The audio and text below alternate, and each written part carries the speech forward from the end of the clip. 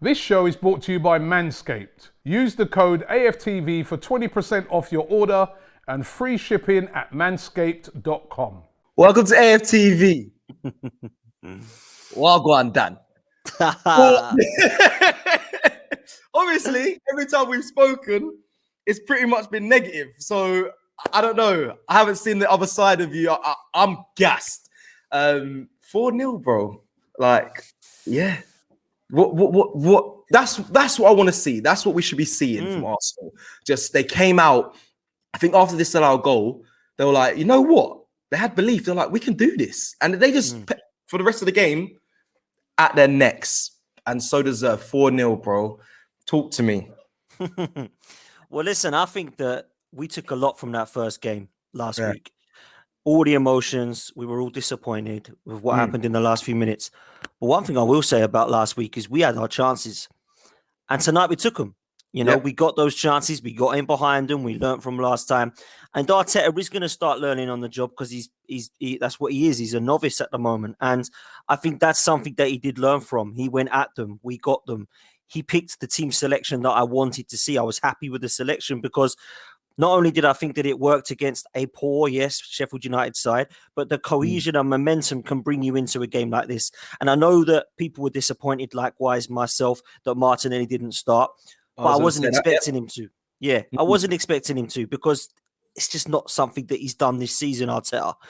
Smith Rowe coming in, I thought he was outstanding in the first half. I just thought it was just unreal. And when I look at him and Saka, they infused the likes of Lacazette and Pepe.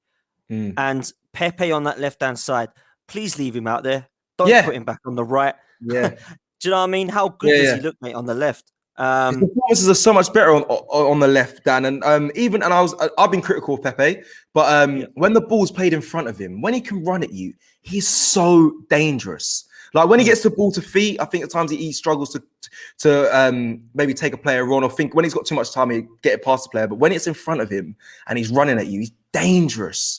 He's got ability. He's got ability. He had a great game tonight. Had a great game.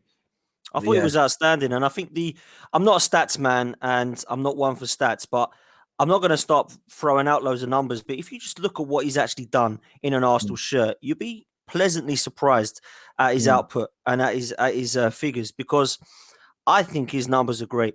And for the amount of games that he does play, because he doesn't play every game, every 90 minutes of every game, Pepe. I'm impressed. I've always liked the kid.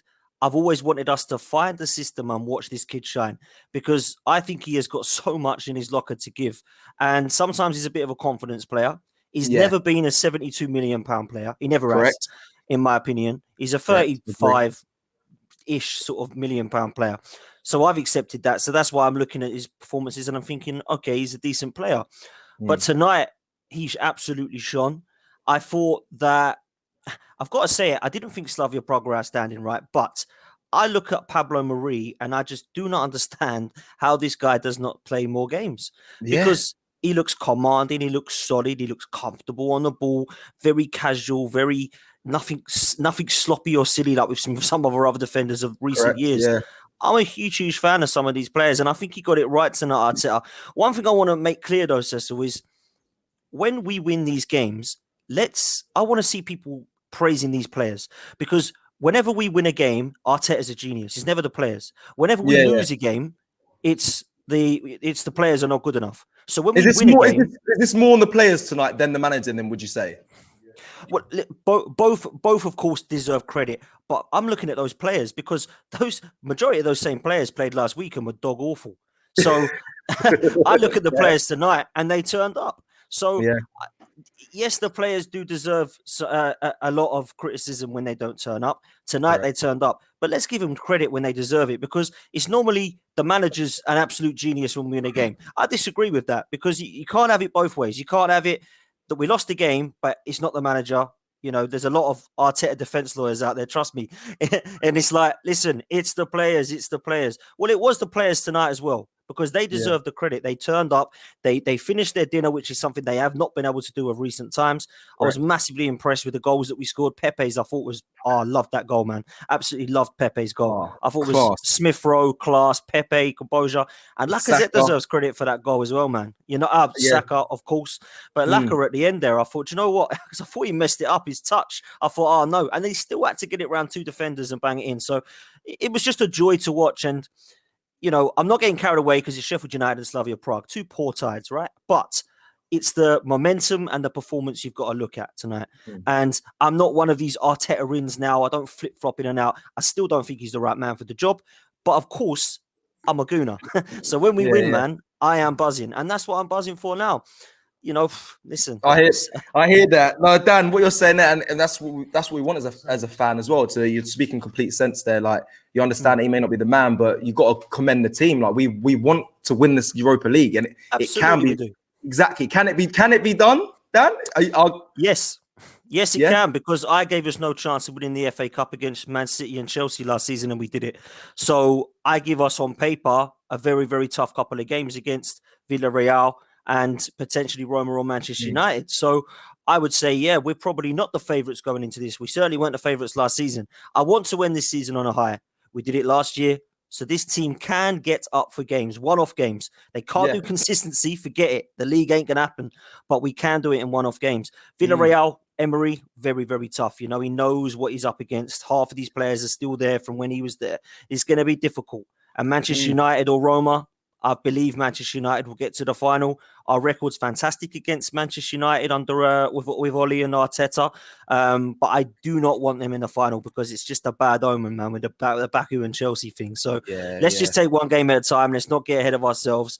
Let's concentrate on the next game. And let's try and prioritize this Villarreal fixture for me now, because what I don't want to do is start getting really excited that we can still get 4th or 5th just because we've beaten Slavia Prague. That's absolute nonsense. We need to concentrate on the Villarreal, and it means we have to rest a few players in the league games, then so be it. Let's make sure we go into the Villarreal game with all of our squad, or a majority of it, fit and raring to go, because this game is massively important. It is, Dan. And on that, just before we wrap off, not off topic, but on that, if we had everyone fit, is Xhaka playing left back? Is that something you do want to see going forward? Or as soon as Kieran Tierney's fit, he goes straight back in? That's what I want to know. Well, listen, Kieran Tierney's been one of our best players this season, and he's our best left back, so he walks straight into it. Granit Xhaka is a very good option to have as a kind of player that can play in a few positions for you. I don't like the guy. I've not got a fan. I'm not a huge fan of the guy in midfield. But you have to take your hat off. You have to take your hat off and say, well played tonight. He's played in 2 positions now where he's been at centre-back and left-back for Arsenal when he has played with his heart on his sleeve. His professionalism has really impressed me, Granit Xhaka, over the last couple of seasons, since his absolutely abysmal performance at Palace when he came off. And I think that if he's in midfield alongside Partey, he is our best option. At the moment, he seems like he doesn't want to trust Cedric or Saka at left-back. So I think he's probably going to stay there for the foreseeable, particularly for these games. I think for the Europa League games, unless Tierney makes a miraculous recovery, I think we're going to have Xhaka at left back for a while, mate. Interesting. Listen, Dan, it's been a pleasure talking to you, and I hope you enjoy the rest of your evening. Yeah, man. Come on, you Gunners, man. Cheers, bro.